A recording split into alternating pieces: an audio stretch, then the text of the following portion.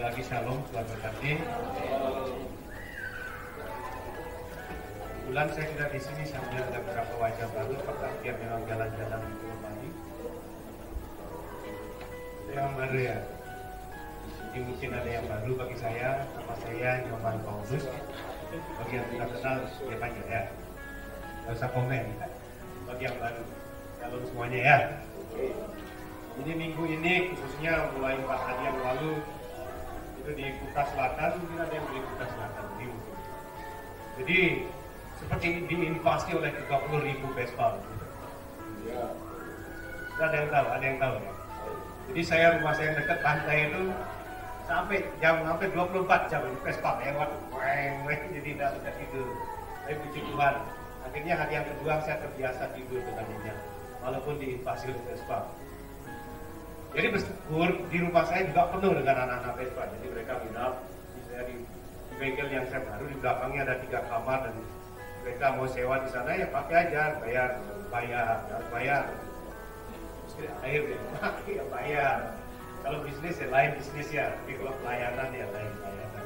Di villa juga penuh anak Vespa, luar biasa. Berkat sendiri menurut saya. Berkat yang kedua yang saya lihat tuh mereka itu ya, ada satu kelompok Vespa yang tidak punya rumah, yang hanya punya Vespa. Ibu tidak tahu ya? Saya baru tahu juga. Apa namanya itu? Mereka menamakan dirinya marginal freedom. Gimbal kan? Namanya Vespa gimbal.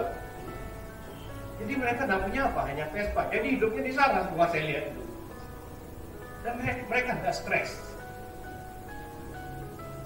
Dan itu juga Tuhan beserta dengan mereka, luar biasa. Marginal merdeka, mereka menamakan diri. Mereka tidak ikut-ikut harus punya rumah, tidak ikut-ikut harus punya baju kayak begini. Saya lihat mereka gembel, tidak punya apa-apa, hanya Vespa, tapi luar biasa. Mereka juga buatan Tuhan Yesus. Dan saya percaya dia juga disayang oleh Tuhan Yesus. Dan Yesus hadir bersama mereka. Jadi jangan pikir Tuhan itu hadir hanya di dalam rumah ibadah sendiri. No way. Tidak ini. Tuhan juga dikatakan di dalam pengakuan iman rasul, dia turun keluarga dalam mana? Kerajaan maut. Sering kita ucapkan kan, apa itu kerajaan maut? Ada yang tahu apa itu kerajaan maut? Tidak tahu kan? Kerajaan di mana terdapat ketak gigi, ratap tangis, kegelapan, itu kerajaan maut. Dan Tuhan yang buat itu. Jangan pikir bukan Tuhan yang menciptakan. Tuhan menciptakan kerajaan maut. Dan Tuhan juga menciptakan neraka. Amin. Tapi neraka sampai hari ini menurut catatan firman Tuhan masih kosong. Amin. Tuhan tidak mau satupun orang masuk neraka. Kapan neraka dipenuhi? Neraka akan penuh pada waktu penghakiman takhta putih terakhir, yaitu setelah kerajaan 1000 tahun. Ada catatannya di dalam Wahyu pasal 20 dan 21 ya. Kematian terakhir, kematian kedua, luar biasa. Nanti itu Bapak Ibu sudah mulai baca kitab Wahyu. Amin. Kitab Wahyu mengatakan, diberkatilah dia yang membaca kitab nubuatan ini. Amin. Hanya satu-satunya di Alkitab dikatakan, seluruh dari 66 Alkitab, hanya kitab Wahyu yang ada janji. Diberkatilah dia yang membaca kitab ini, dan yang membagikan itu. Amin. Luar biasa. Di belakang saya tidak tahu yang mana bersuara. Apakah Paleman? Pak Reke juga mungkin mendengar dengan keras dia. Diberkatilah dia. Jadi itu sedikit tentang marginal merdeka. Jadi saya memetik pelajaran yang sangat indah. Dan saya juga bersyukur Tuhan juga jaga mereka. Luar biasa. Terima kasih bagi lampunya. Jadi saya bisa melihat wajahnya Pak Leman ini. Aleman ini punya talenta suara ya. Amin ya. Jadi jangan bingung, hidup di dunia ini setiap orang minimal ada satu talenta. Kalau Pak Heri itu talentanya banyak, saya tahu. Mana Pak Heri? Wah, luar biasa. Umurnya sudah 60 lebih, tapi masih kelihatan di bawah 50. Baru 45 tahun. Luar biasa. Saya tahunya waktu saya ada berbincang-bincang di hotel di mana Bu Is tinggal. Jadi Bu Is tinggal, dia order mau motor dari saya antar motor ke sana. Dia pakai berapa hari. Hari terakhir waktu saya ambil motor, saya kaget. Sudah ada Ibu Is, ada Pak Ini ada tambahan 2 lagi, Pak Heri sama Ibu Kristi. Wah, kami seru berbincang-bincang di sana. Nanti ada yang singgung. Tenang aja, bersyukur aja sama Tuhan. Apa yang terjadi, jadilah. Biar Tuhan yang atur ya. Saya no komen terhadap hal itu. Saya hanya mau supaya hanya nama Tuhan dipermuliakan. Amin. Haleluya. Ya, yang tunggu-tunggu saja banyak Tuhan siapkan ya. Kehidupan tidak harus suami istri. Walaupun Tuhan mengatakan tidak baik manusia itu seorang diri ya. Setuju. Hanya tidak baik. Tidak baik, bukan berarti tidak selamat ya. Hanya nunggu saja. Baru Tuhan akan buat kamu tidur. Kalau memang tidak baik, kan Tuhan yang beracara. Kamu akan dibius total sama Tuhan. Amin. Waktu Anda dibius total itu, malu rusuk itu selalu diambil. Maju, Bo. Ini cara Tuhan, bukan cara saya, bukan cara kita ya. Entah dari mana nanti Pak Pri ketemu aja, bisa aja jaga-jaga yang masih 40 sekian. Datang ke gereja, amin Pak Pri ya. Itu para jomblo, sehingga para jomblo di sini terhibur. Kalau memang berencana Tuhan, kenapa tidak, ya kan? Ya, amin. Itu firman Tuhan begitu. Saya no comment. Untuk selanjutnya saya no comment ya. Nah itu urusannya Tuhan. Not my business. Jadi God business ya. Pagi hari ini saya dapat tema dari Tuhan. Kita kembali ke back to basic. Dari Galatia pasal 2 ayat. Sudah ketemu? Galatia pasal 2 ayat 18 sampai 20. 21 di sini. Sudah ketemu ya? Karena jikalau aku membangun kembali apa yang telah kurombak, aku menyatakan diriku sebagai pelanggar hukum Taurat. Komanya bukan titik. Sebab aku telah mati oleh hukum Taurat untuk hukum Taurat, supaya hidup untuk Allah. Aku telah disalibkan dengan Kristus. Namun aku hidup, tetapi bukan lagi aku sendiri yang hidup, melainkan Kristus yang hidup di dalam aku. Katakan amin. Amin. Dan hidupku yang kuhidupi sekarang di dalam daging adalah hidup oleh iman dalam Anak Allah yang telah mengasihi aku dan menyerahkan dirinya untuk aku. Aku tidak menolak kasih karunia Allah, sebab sekiranya ada kebenaran oleh hukum Taurat, maka sia-sialah kematian Kristus. Ini agak sulit karena kita tidak tahu. Kalau kita baca sekilas kita tidak tahu apa yang latar belakangi kenapa Rasul Paulus mengatakan hal yang begitu dalam. Dia membahas mengenai Taurat. Apa itu Taurat? Kalau dikatakan Taurat itu, maka pikiran kita harus kembali kepada 10 hukum. Kalau berbicara tentang 10 hukum, kalau kita mengatakan melanggar satu hukum sama dengan melanggar semuanya. Artinya adalah hukum Taurat diberikan itu adalah sebagai death sentence atau pasal kematian untuk kita. Sebab tidak ada satu orang pun yang mampu melakukan Taurat. Pada waktu seseorang mencuri, maka otomatis dia menginginkan harta milik orang lain. Pada waktu dia menghukum satu, jangan pikir saya kan cuma mencuri sedikit-sedikit. No. Waktu Anda mencuri sama dengan Anda melanggar 10 hukum yang lain, 9 hukum yang lain. Pada waktu Anda mencuri, maka Anda tidak menghormati milik orang lain, amin. Pada waktu Anda mencuri, maka Anda sudah ada berhala di dalam hidupmu. Pada waktu Anda mencuri, berarti ada ilah lain di dalam hidupmu. Anda tidak menghargai orang tua yang mengatakan tidak boleh mencuri, betul ya? Jadi jangan main-main. Apalagi yang paling seru yang kita dikatakan, kalau Anda terlibat di dalam dosa perzinahan, ini paling seru. Semua dosa lain dilakukan di luar tubuh, tapi dosa perzinahan itu dia dilakukan menghancurkan tubuh. Sampai Rasul berkata, tidak tahukah kamu bahwa tubuh itu adalah bait Allah? Amen. Kalau Anda mengulang-ulangi dosa itu terus, mungkin ada ribuan roh jahat di dalam dirimu. Dan kalau firman Tuhan diberitakan roh-roh jahat yang ada di dalam dirimu akan berontak. Pendeta ngomong apa lagi? Adakah yang demikian di sini? Mungkin salah satu roh jahat yang Anda pelihara, yang Anda terus kasih makan dengan Anda menipu diri, maka roh jahat yang ada di dalam dirimu itu akan bersorak-sorai. Rasul Paulus mengalami hal yang demikian, sehingga dia katakan, aku mati oleh hukum Taurat. Katakan amin. Berarti Anda sama dengan Rasul Paulus. Tuhan, Rasul Paulus mengatakan, saya tidak mampu memenuhi seluruh hukum Taurat.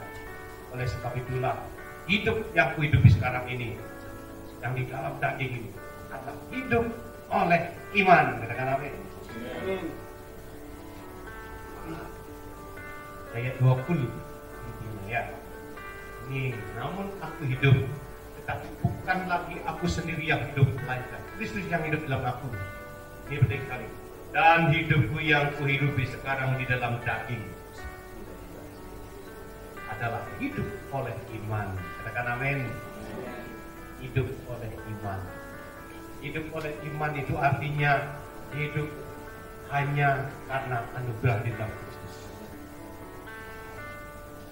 Enggak, saya bisa kok hidup sendiri. No. Kalau Anda tidak dirawat oleh Tuhan, Anda mati, Anda binasa. Kalau ada yang makan buah-buahan, kan dari Tuhan, kan buah-buahan dari Tuhan. Hidupmu akan panjang umur. Buktikan. Orang tua saya punya bapak itu meninggal pada waktu umur 103 tahun. Hobi orang tua saya, bapak saya itu adalah makan buah-buahan. Sedikit nasi, kemudian mangganya yang banyak. Durian, betul. Orang tua zaman dulu nasi sama durian. Nasinya sedikit, duriannya yang banyak. Saya waktu itu ketawa, bapak dimakan kayak gitu. Anda tahu di Taman Eden sebelum manusia jatuh dalam dosa, apa yang dimakan? Seluruh buah dalam taman ini boleh kamu makan, betul ya? Tapi satu buahnya yang kamu makan. Tidak dibahas itu. Saya hanya mau bahas semestinya manusia dulu sebelum jatuh dalam dosa makanannya adalah buah-buahan. Tapi begitu jatuh dalam dosa, Tuhan sudah katakan kamu sentuh, kamu mati pasti. Hukum kematian itulah kemudian mengubah DNA kita. Kemudian Tuhan katakan berpeluh, kamu cari makananmu di padang. Kalau kita hanya makan beras, betul ya? Betul. Sangat. Orang Indonesia makan beras, orang bule makan gandum, kan begitu kan? Sebelumnya kita makan buah-buahan. Catatannya ada di kejadian, baca dong, mengerti. Kalau kita makan, itu membuat manusia kemudian umurnya terbatas sebab makan karbohidrat. Penemuan terakhir pada waktu badan kita diinvasi oleh karbohidrat, maka kematian sudah dimulai. Ya, ini sesuai dengan cerita kita. Mati, kamu pasti mati. Semestinya gimana? Semestinya manusia tidak kematian. Mau umur panjang, ya kembali aja ke Taman Eden, makan buah-buahan dari sekarang. Benar saya katakan benar. Alkitab itu ya dan amin. Umurmu akan diperpanjang dengan mengurangi makan di padang. Saya pernah berpikir kenapa manusia makan susah ya, ambil susah-susah di padang kepanasan. Belum lagi Anda tahu beras itu tanaman padi, ada yang tahu ya. Saya dulu punya sawah, masih sekarang Tuhan tidak ada sawah ya. Kalau masuk ke sawah itu gatel, benar ya? Ya. Yang petani ngerti, apalagi Pak Pri yang di Jawa. Jawa itu bukan dari Jawa, tapi ini ya berasa di Jawa. Masuk ke Jawa, masuk ke sawah itu gatel. Kadang-kadang kalau kita lupa pakai sandal, berjalan di pelupo itu, berjalan di pemampang sawah itu, kadang-kadang tertusuk duri sakit sekali, benar ya? Dengan berpeluh, mencari makanan padang, sudah ambil beras panas-panas, kesakitan kadang-kadang, gatel. Setelah berasnya diambil, tidak bisa langsung dimakan, dijemur lagi, betul ya? Dijemur lagi berhari-hari sampai kering.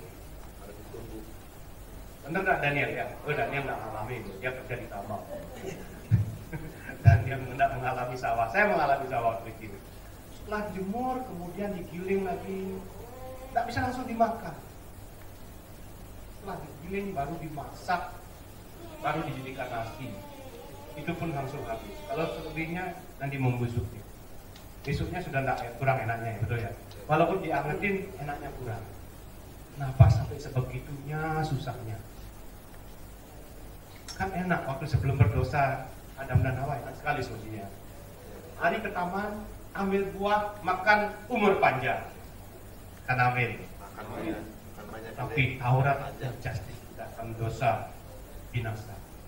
Ini yang terjadi. Benar Ibu memikirkan itu? Pikirkan semestinya itu, karena itu dicatat dalam Alkitab. Nah, terkutuklah bumi oleh karena engkau, dengan berpeluh dan bersusah payah engkau akan mencari rezekimu. Itu kutukan Alkitab. Kita alami. Tetapi di dalam Kristus oleh iman kita akan mengalami. Tetapi Tuhan kasih kekuatan secara khusus. Katakan amin. Amin. Haleluya. Ini firman Tuhan, bukan? Saya semestinya harus mengatakan apa yang sebenarnya. Ya. Jadi kenapa kita harus berpeluh, kerja keras, banting tulang kadang-kadang 24 jam. Toh hasilnya segitu-segitu aja. Sekali lagi dengan berpeluh kok akan mencari rezeki. Hidup oleh iman. Kenapa? Karena kita binasa di dalam hukum Taurat. Dari sana sejarahnya ya.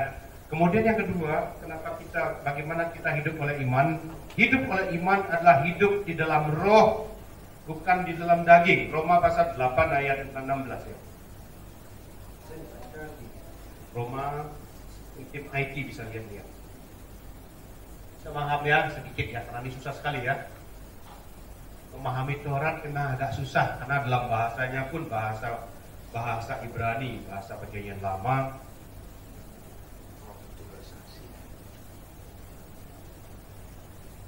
Dari ayat 5. Nah, sebab mereka yang hidup menurut daging memikirkan hal-hal yang dari daging, mereka yang hidup menurut roh memikirkan hal-hal yang dari roh. Ayat 6. Keinginan daging adalah binasa, tapi keinginan roh adalah hidup, damai sejahtera. Keinginan daging adalah binasa. Sebab keinginan daging adalah bermusuhan dengan Allah, karena ia tidak takut kepada hukum Allah. Hal ini memang daging tidak mungkin. Jadi kita ini masih ada daging, tetapi pada waktu kita hidup oleh iman, kita diberikan Roh Kudus, sehingga kita hidup harus oleh Roh. Katakan amin. Berbeda antara daging dan roh, beda sekali. Orang yang hidup di dalam daging, dia akan mengejar harta. Dagingan memiliki, aku mau lagi dan lagi dan lagi, itu daging ya. Kemudian hidup dalam daging, dia akan mengejar kedudukan. Yang mau dihargai secara kedagingan, aku loh, aku yang harus. Pokoknya segala sesuatu, aku yang lain nomor 2. Kalau ada yang lebih aku, nanti dulu. Dia akan bikin gerilyawan, dia akan bikin gosip-gosip dan sebagainya. Itu kedagingan. Kemudian yang hidup daging, hidup dalam daging, itu hanya untuk memuaskan nafsu kedagingannya saja.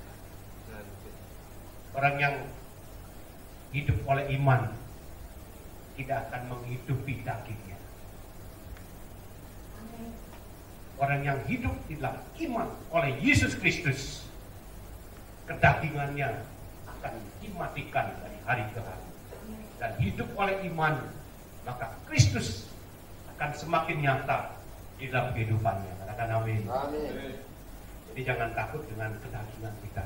Memang daging kita diciptakan oleh Tuhan, tapi dagingnya akan dibinasakan dan diganti oleh tubuh rohani, tubuh kekal. Kapan itu? Bisa nanti, bisa besok pagi, bisa nanti malam. Dalam sekejap tubuh daging ini akan diganti, karena tubuh daging ini selalu bertentangan dengan keinginan roh yang diberikan oleh Tuhan. Tubuh daging ini selalu memberontak. Tubuh daging ini menginginkan Yesus Kristus seperti yang diinginkan oleh dunia. Tubuh daging ini menyangkal Yesus yang disalib. Kenapa masa Mesias kok bisa disalib, digantung? Buat apa? Kristus yang disalib itu menjadi batu sandungan bagi mereka yang getol dengan mujizat. Kristus yang disalib akan bertentangan dengan mereka yang mengejar-ngejar kepintaran dan hikmat. Itu kata Alkitab, bukan kata saya. Bagi mereka yang mencari tanda, Kristus itu sebuah batu sandungan, stumbling block, sandungan. Kemudian bagi mereka yang mencari hikmat, penyaliban Kristus itu suatu ketololan, suatu kebodohan. Mulai sekarang, kejarlah Kristus, bukan yang lain. Dasarilah imanmu kepada Kristus yang sudah mati di salib, turun ke dalam kerajaan maut, disalibkan, mati dan dibangkitkan. Itu Kristus yang sebenarnya, bukan Kristus seperti yang banyak dikejar oleh orang-orang. Kalau Kristus yang buat mujizat, aku mau itu, that's me. No, bukan. Itu kedagingan. Apakah saya anti mujizat? No, tidak, saya tidak anti mujizat. Di pedalaman itu banyak penginjil-penginjil yang setiap hari mengalami mujizat. Kalau mau Tuhan menyertai, kelihatan sekali pergi ke suku-suku yang belum mengenal Yesus. Dia akan bawa pisau setiap hari mau bunuhmu, dan Tuhan akan lindungimu setiap hari. Katakan amin. Amin. Karena saya pernah mengalami waktu saya ditugaskan ke Lombok, itu setiap hari ada anak pemuda, dia orang Bali, orang di sana. Ini pengalaman saya kira-kira 28 tahun yang lalu. Saya diutus ke sana oleh Sinode untuk rintisan jalan membangun satu gereja baru. Setiap hari anak muda ini datang ke gereja. Kebaktian pun datang, tapi dia bawa pisau. Luar biasa. Bawa pisau. Ada satu jemaat yang tahu. Tuhan tahu, ini orang ini setiap hari mau dia cerita kemana-mana. Dia mau bunuh, Tuhan tahu. Saya tidak merasa apa-apa, dan saya senang, dan saya tenang. Saya 7 bulan di sana. Dan tidak terjadi apa-apa. Luar biasa karena junjungan mujizat Tuhan kan. Orang lain yang menyakitkan. Lalu apakah perlu kesembuhan? Di daerah-daerah yang masih primitif, yang tidak ada dokter, tidak ada rumah sakit, Tuhan pasti buat mujizat kesembuhan. Karena Tuhan menyertai kan? Amin. Kan Tuhan menyertai. Pasti campur tangan. Dan sudah banyak dokter yang Tuhan sudah berkati dengan dokter yang luar biasa. Sudah di mana-mana Tuhan sudah buat rumah sakit mulai pemerintah. Ya kalau sakit ya datang ke dokter. Tapi kalau tidak ada dokter, Tuhan campur tangan. Amin. Jadi jangan anti mujizat dan jangan juga anti ilmu pengetahuan. Karena Tuhan Yesus itu menyatakan diri dalam segala sesuatu yang kadang-kadang tidak kita pahami. Kalau dia menyatakan diri, pahami melalui apa yang dinyatakan dalam firman Tuhan. Di luar itu, terlalu besar Tuhan itu untuk kita pikirkan. Terlalu dahsyat untuk kita pelami. Katakan amin. Amin. Sekarang kita hidup oleh iman dalam anak Allah. Amin. Iman itu artinya tidak lagi hidup dalam kedagingan, tetapi hidup dalam roh yang dikuduskan oleh Tuhan.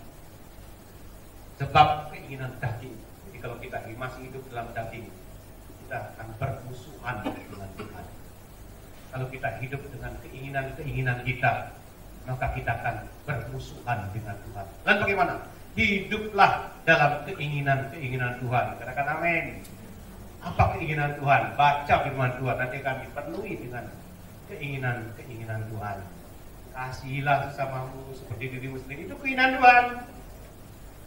Maka kalau gereja ini dipenuhi dengan kasihilah sesamamu seperti dirimu sendiri, maka tidak ada konflik. Ada konflik tapi besok berbaikan, ya. Tidak ada yang mutung, dia. Tahu ini Batak tapi bahasa Jawa ini. Apa itu mutung? Oh, cemberut, ya benar. Tidak ada yang mutung. Apa itu? Ngambul bahasa Bali itu kalau ngambek. Kalau istri saya pintar sekali bahasa Bali. Ngambul, mutung. Kenapa? Hidup di dalam roh. Tapi kalau hidupmu dipenuhi dengan kedagingan, maka tiada hari tanpa mutung. Saya sudah melayani Tuhan giat-giat, saya sudah menyanyi untuk Tuhan giat-giat. Kenapa kok hidup saya begini-begini saja? Kan katanya Tuhan memberkati saya. Jangan begitu dong menghakimi Tuhan. Kata berkat di Alkitab itu bukan dalam bentuk uang loh. Jangan berpikir duniawi. Jangan berpikir kedagingan kita ini. Berkat di dalam bahasa Alkitab itu hosana. Hosana. Ada yang ngerti bahasa Arab? Hasan. Hasan itu bahasa Arabnya. Bahasa Ibrani itu hosana. Berkat itu dalam pengertian berkat-berkat berkelimpahan secara rohani. Jangan ditafsirkan dengan kedagingan. Alkitab dibaca jangan dipenuhi dengan pikiran dosa kedagingan kita. Begitu berbicara kemakmuran, wah kaya raya, banyak villa, banyak rumah. Bukan. Allah. Kalau Anda menafsirkan Alkitab begitu kata berkat, lalu Anda wah rumahnya itu, iblis menawarkan itu kepada Yesus. Karena iblis dibawa kemana itu? Tuhan Yesus dibawa kemana oleh Roh? Lalu iblis datang. Dia lihatkan semua berlian, semua emas, semua yang dimiliki oleh dunia ini yang mewah-mewah, tidak ada tandingannya. Iblis berkata, I will give you that. Just one condition. Saya akan memberi semuanya itu. Cuma satu aja permohonan. Proses apa itu? Sembah. Yesus bilang, no way.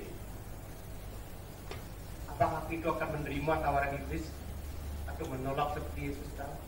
Ya. Kalau kita baca Alkitab, jangan pikiran kita dipenuhi dengan kedagingan.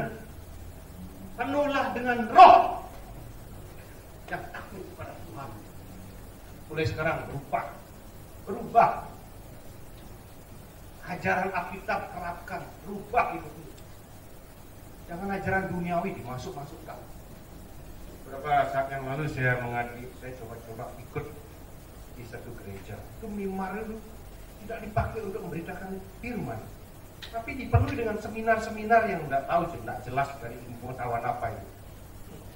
Mimbar bukan untuk ilmu pengetahuan, mimbar untuk firman Tuhan. Ini untuk memberitakan firman Yesus yang hidup, bukan yang lain. Tidak perlu tambah-tambahin, firman Tuhan itu cukup. Perlu tambah-tambahin dengan iptek inilah iptek itu lebih hebat dari firman Tuhan. Jangan. Tak usah menyalibkan Yesus lagi. Boleh nambah-nambahkan yang lain.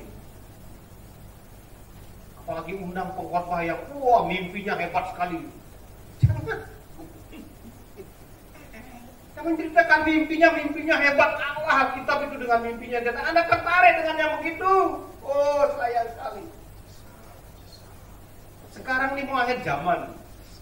1 Timotius pasal 3, keadaan manusia akhir zaman. Itu ada 2 kata keadaan manusia akhir zaman. Masih ada waktu saya sedikit ya, Mas ya. Nah, ada yang tersinggung. Bagus. 2 Timotius ya, keadaan manusia akhir zaman itu. Ada dua kalimat penting yang saya baca di sana. Ada manusia pada akhir zaman itu menjadi hamba uang dan menjadi hamba dirinya sendiri, betul ya? Itu dalam bahasa lama saya lebih senang itu. Menjadi budak uang dan menjadi budak dirinya sendiri. Nah itu. 2 Timotius 3. Yang luar biasa, pinter saya ini. Saya lupa, tapi Bapak ingat itu luar biasa. Baca Alkitab setiap hari, puji Tuhan. Sedangkan menjadi seperti Kristus. Bahwa pada akhir terakhir datang masa yang sukar. Ayat 2. Manusia akan mencintai dirinya sendiri dan menjadi hamba uang. Dalam terjemahan lama saya senang. Manusia menjadi budak dirinya sendiri dan menjadi budak uang. Kalau hamba halus ya. Bisa senang bahasa lama itu, bahasa zaman dulu sekali. Apalagi terjemahan Mandarinnya lebih jelas itu. Budak diri, budak uang. Gitu ya. Ini dalam bahasa sekarang ini ya. Hyper selfish dan post truth. Nah, dengar dulu ya. Tahu post truth? Post truthnya udah tahu yang benar, tapi dia tidak mau tahu. Nah, just follow the money. hanya mengikuti siapa saya mau melayani yang bayar gitu ya. Bahkan di gereja begitu, Anda memburu uang kemana-mana, menjadi budak uang. Dalam ini post-truth ini terkenal sekali pada waktu pemilu Amerika terakhir kemarin. Jadi penyelenggara pemilunya, kandidatnya, dia tidak mau yang benar. Just follow the money. Post-truth. Sudah tahu benar dia, tapi tidak mau tahu. Kenapa? Demi fulus, demi uang, dia bisa menjual segala sesuatu. Ini keadaan manusia akhir zaman. Apakah di gereja begini? Mengejar fulus atau menjadi budak diri sendiri? Budak diri sendiri ini bahasa sekarangnya hyper selfish. Selfish. Jadi kemana-mana dirinya ditonjolkan. Wah, kamera, look at me please, look at me, lihat saya. Bukan you, bukan yang lain. Itu namanya hyper selfish. Ini keadaan manusia sekarang. Dan dia mau pengkhotbah yang wah, kalau bisa saya terhibur, wah saya senang. Yang lucu deh, Pak Pri tolong umbang pengkhotbah yang lucu, gak usah yang keras-keras, yang menyenangkan telinga. Nah ini tidak mau dia menyenangkan telinga, yang telinganya senang. No, mimbar bukan untuk lelucon, mimbar itu untuk firman Tuhan yang kudus. Amin. Untuk firman Tuhan yang hidup, Haleluya. yaitu Yesus Kristus. Yes. Dari mana kita mengenal Allah? Melalui anaknya yang tunggal, bukan yang lain. Ada lagi saya lihat pendeta yang ilmu tentang Inggrisnya itu luar biasa dan itu disenangi. Bukan ilmu tentang firman Tuhannya, ilmu tentang iblis. Enggak, jangan nuduh ya. Itu urusan Tuhan, jangan maafin. Saya cuma contoh-contoh aja. Wah, itu disenangi. Kalau dia khotbah di mana tuh ribuan orang datang karena mau dengar apa? Mau dengar ilmu santetnya ini yang kayak apa? Ada apa dengan gereja? Kok ilmu santetnya disenang didengar? Katanya ini nyuruh-nyuruh itu yang disenangi. Tapi kalau disuruh buka Alkitab, yang begini tidak mau. There is something wrong with you. Ada apa dengan kalau Anda tidak mau mendengar Alkitab? Ada apa denganmu? Back to Bible.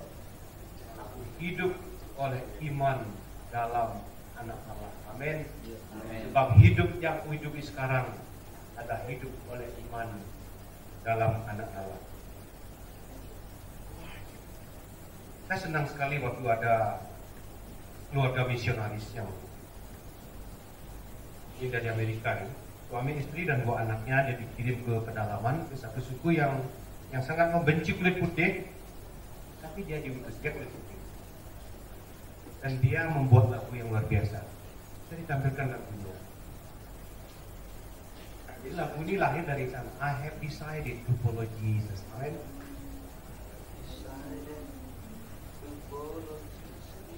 Wah, semua tahu. Jadi misionaris ini sejarahnya begini ya, bukan sejarahnya supaya tahu lagunya nanti. Misionaris ini suami istri dikirim, kemudian suku ini mengepung dia, mau bunuh dia sudah. Semua bersenjata lengkap. Misionaris ini tidak punya apa, cuma punya Tuhan Yesus. Anaknya ditangkap pertama. Setelah dia dikepung, dia bernyanyi, I have decided to follow Jesus. Lalu suku-suku ini, nah, pokoknya kamu sekarang tinggalkan Yesus. Angkat. Dia bilang, I have decided to follow Jesus. No turning back. Amin. No turning back. Ada lanjutannya.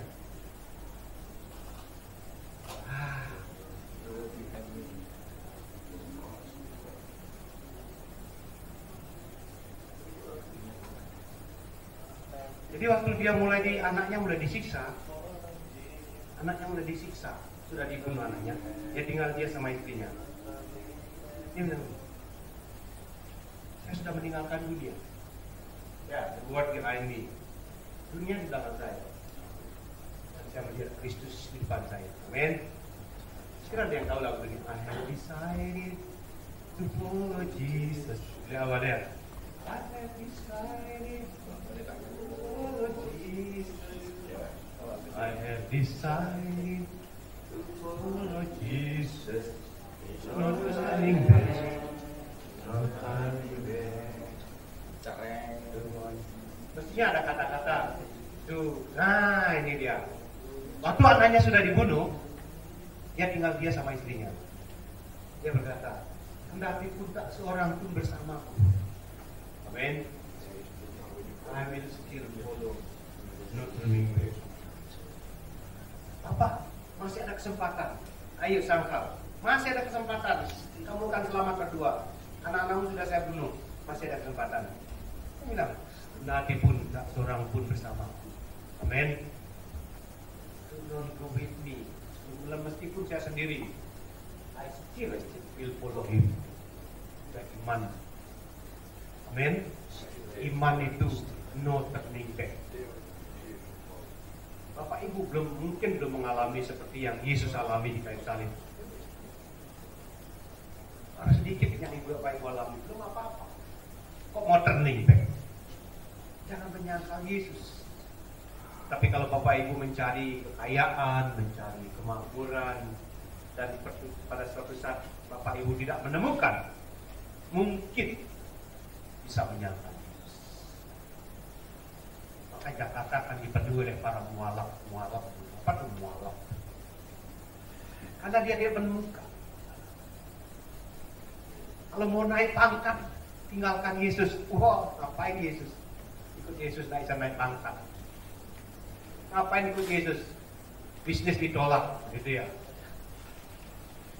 Berani mengatakan, no turning back. No turning back. Nah, bagian yang terakhir, bagaimana kita hidup oleh iman bersama Yesus. Ada ayat terakhir yang saya ingin bagikan. Nih, dan ini sangat menyentuh buat saya. Di Filipi pasal 4 ayat. Filipi pasal 4 ayat 16. Ini bagian terakhir ya, saya masih ada waktu sedikit. Nah ini mau saya bagikan bagian terakhir sekali. Harap tenang. Ini terakhir sebentar terakhir ya, teman Tuhan terakhir.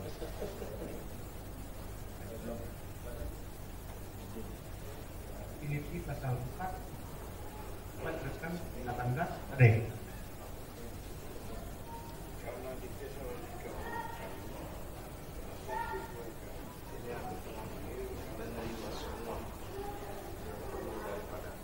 Filipi pasal 3.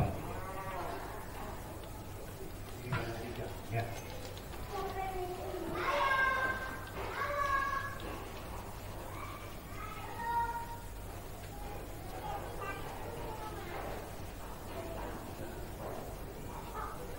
Bapak Ibu, saya lihat catatan saya dulu ya.